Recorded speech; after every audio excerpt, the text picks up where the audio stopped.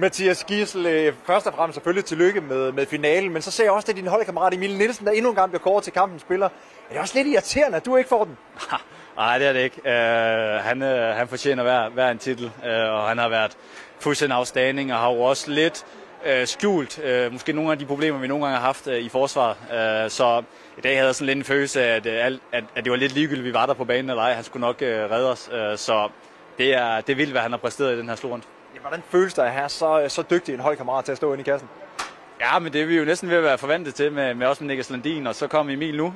Så det er selvfølgelig enormt trygt for forsvaret, og forsvaret synes jeg også arbejder helt vildt godt og får rettet til i første halvleg, hvor vi havde problemer med Martin Costa, til anden halvleg, hvor jeg synes, vi spiller næsten perfekt.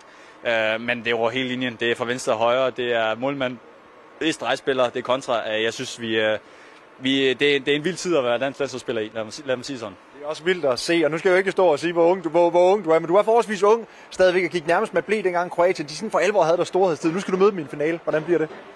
Ej, jeg tror, det bliver en vild finale, fyldt med kollisioner, fyldt med energi og fight. Og så vi jo alle sammen deres kamp mod Frankrig, og var lidt par for, hvor dygtige de var.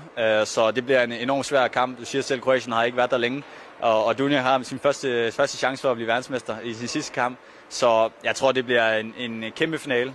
Men først og fremmest skal vi bare være stolte af, at vi er her igen. Fjerde gang i træk. Det virker lidt dumt at sige det sådan, men vi er her igen.